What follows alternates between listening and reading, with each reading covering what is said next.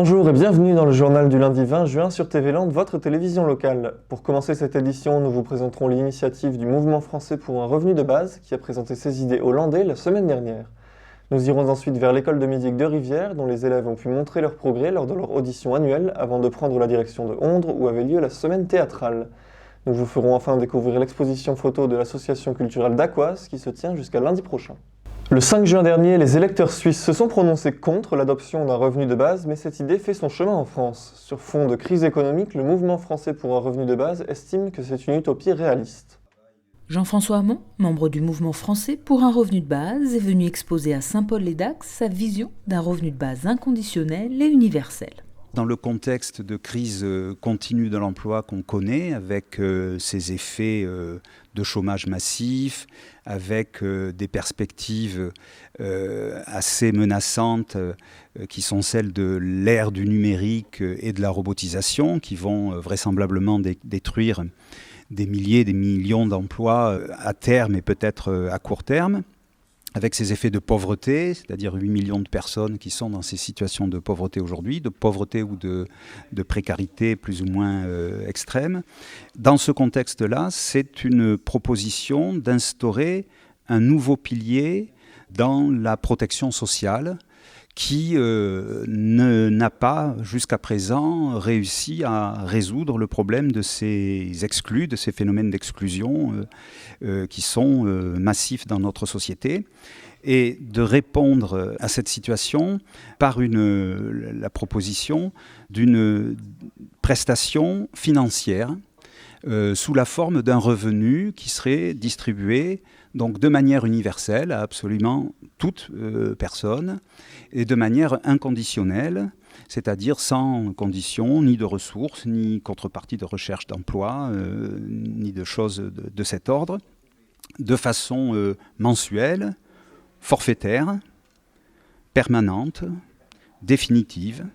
Ce revenu de base, Jean-François Hamon l'estime à environ 800 € en remplacement d'une partie des prestations sociales, cumulables avec d'autres revenus ayant un impact direct sur l'emploi.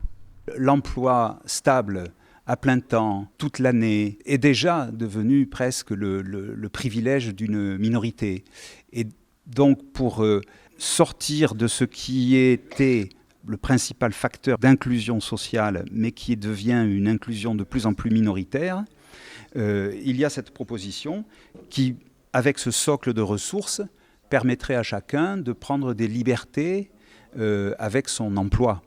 Des libertés en termes de réduction du temps de travail, en tout cas considérées sur toute la durée de la vie, avec des périodes sans emploi ou des périodes de congés sabbatiques ou même simplement une réduction du temps de travail hebdomadaire, de prendre des libertés avec son emploi ou de prendre des risques avec sa vie professionnelle en créant une activité qui aujourd'hui a priori pourrait ne pas s'avérer rentable.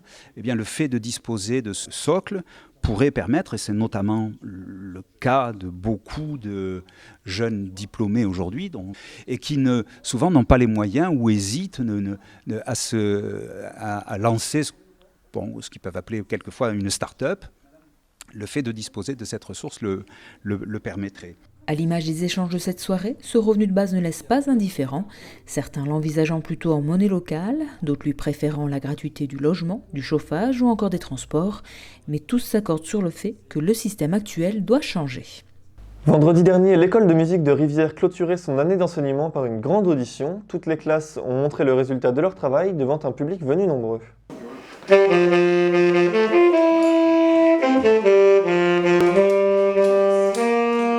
Les saxos terminent les répétitions, les enfants arrivent, les parents s'installent, chaque classe va jouer quelques morceaux, du classique au très moderne. L'école de musique de Rivière est éclectique. Alors au niveau des instruments qui sont enseignés, donc il y a le saxophone, la clarinette, trompette, trombone, batterie percussion, flûte et donc le solfège aussi.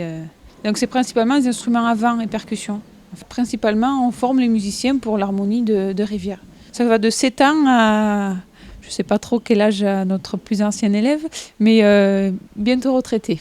Voilà, donc jusqu'à plus de 60 ans. Ouais, c'est ça qui est bien d'ailleurs.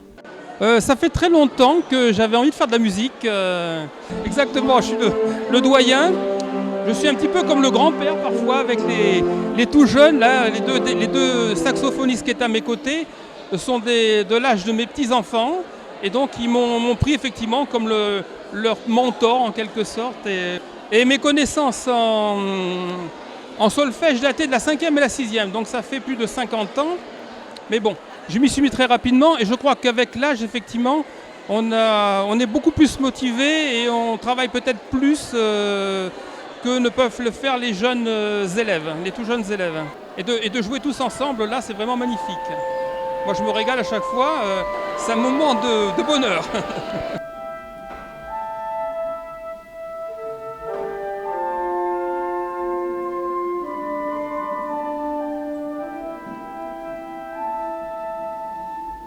Du bonheur, certes, mais un peu de stress également.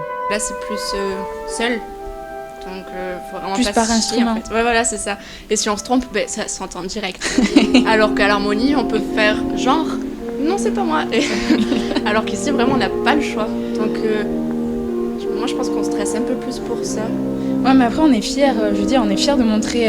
Parce ça fait 1 mois qu'on travaille dessus et on est fiers à la fin et on est assez contents et ravis de ce qu'on a fait, quoi.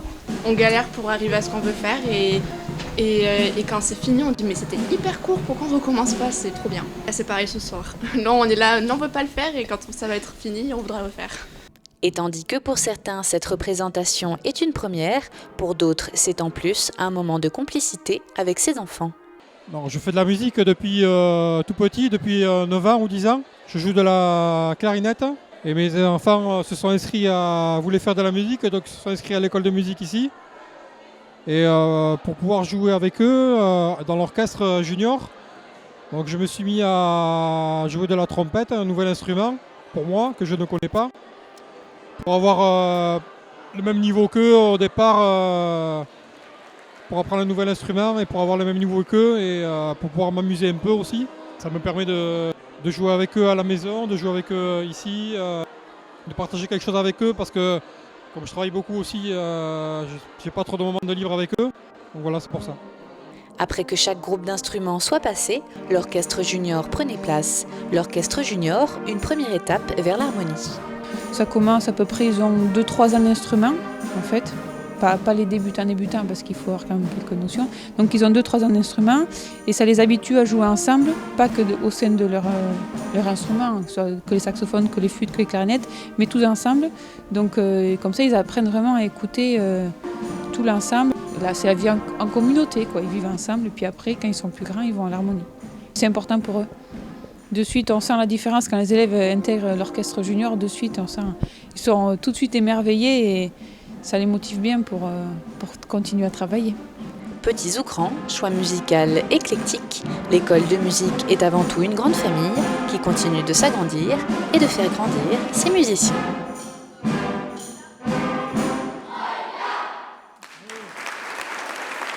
Dans le cadre de la semaine théâtrale, la salle Caprani de Ondres accueillait la semaine dernière 3 pièces de théâtre, toutes jouées par des artistes locaux. La troupe du Théâtre du Rebond a ouvert le festival en présentant Toc Toc, une pièce écrite par l'humoriste Laurent Baffy. Le seul thème, c'est le théâtre dans tous ses étapes, puisque en fait, la pratique théâtrale revêt plusieurs formes. On a fait les premières années du théâtre d'improvisation, on a fait aussi du théâtre musical, et là, aujourd'hui, on est dans du théâtre un peu plus classique. Donc l'idée, c'est de pouvoir proposer pendant une semaine toutes les formes de théâtre qui se pratiquent à Ondres. L'idée est née il y a 3 ans. Il y a 3 ans, on s'est rendu compte donc, avec les élus d'Ondres, avec la commission culturelle, que la pratique du théâtre était assez importante sur la ville, puisqu'il y avait de plus en plus d'associations qui proposaient du théâtre. Et on avait du théâtre d'adultes, on avait du théâtre enfant. Et donc l'idée est venue de regrouper toutes ces expériences théâtrales et de pouvoir les regrouper au sein d'une semaine et de faire des présentations de tout ce travail qui était fait tout au long de l'année.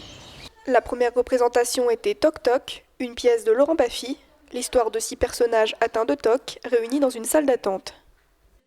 Nous choisissons toujours une pièce en groupe, nous en lisons 2 ou 3. Et après, nous choisissons en groupe la pièce qui sera le mieux adaptée pour nous. Mais cette année, on a fait fort parce qu'elle est très très difficile, cette pièce. Par la rapidité et puis les répliques qui fusent très très vite.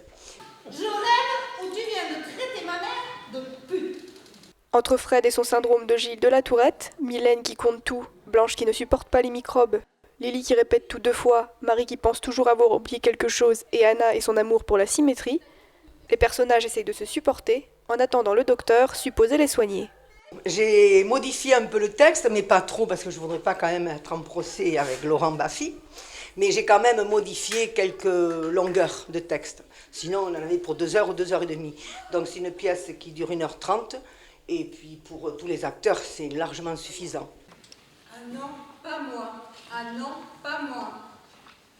Pourquoi tout le monde l'a fait, même Fred et Marie? Parce que ça me gêne. Parce que ça me gêne. Le docteur n'arrivant jamais, les personnages décident de faire une thérapie de groupe pour se soigner, sans grand succès.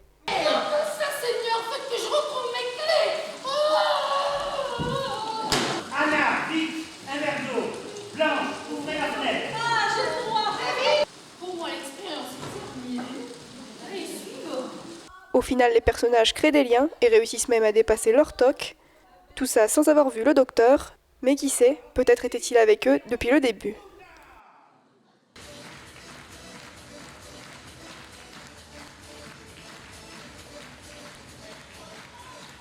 Alors que le Festival de la photographie de Dax bat son plein jusqu'au 24 juillet, la section photo de l'association culturelle d'Aqua se devait de participer. Elle présente jusqu'à lundi prochain à la bibliothèque une exposition à laquelle ont participé une douzaine d'artistes. L'atelier photo de l'association culturelle d'Aqua a inauguré son exposition annuelle dans la galerie de la bibliothèque de Dax. Plusieurs dizaines de photos réalisées par les membres du club étaient affichées au mur. Près de la moitié des membres s'étaient portés volontaires pour présenter leur travail. On n'oblige personne à participer. C'est ceux qui ont fait un travail qui pensent qui tient la route.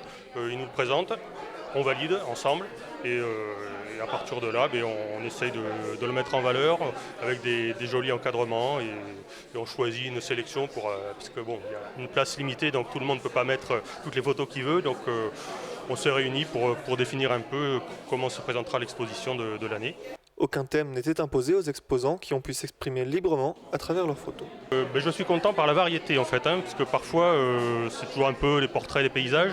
Là cette année il y a beaucoup de choses quand même. Il y a de la macro, il y a de l'animalier, il y a des paysages, il y a des reportages, il y a pas mal de choses. On sent qu'il y a eu beaucoup de travail et que chacun s'est intéressé à un sujet particulier qui l'a intéressé. Pour ces photographes amateurs, leur art est plus qu'un passe-temps et ils en parlent avec passion. Pour moi, c'est quelque chose qui est essentiel dans le sens où ça vous ouvre l'esprit, le cœur. C'est un échange et ça permet de voir des choses que les autres ne voient pas ou que soi-même on ne voyait pas avant. Ça permet d'échanger, de voir, de comprendre, de s'approcher des autres. C'est quelque chose de très humain finalement. Pour moi, c'est essayer de regarder ce qu'on a sous les yeux qu'on ne voit pas forcément. C'est voir un monde, un univers sur des petits endroits peut-être où on a l'impression qu'il n'y a rien à voir. Et en fait, si on fait attention, il y a toujours quelque chose à voir et on peut toujours faire une photo n'importe où qui soit intéressante. Voilà, c'est s'ouvrir, c'est essayer de regarder ce qui nous entoure. Pendant 2 semaines, vous pourrez donc admirer le travail des photographes d'Aqua qui leur a récemment valu de remporter le challenge départemental de la photo. Voilà, cette édition est à présent terminée. Je vous remercie de votre fidélité. Rendez-vous pour un nouveau journal sur TV Land, votre télévision locale, le mercredi 22 juin. Et d'ici là, je vous souhaite de passer une très bonne journée.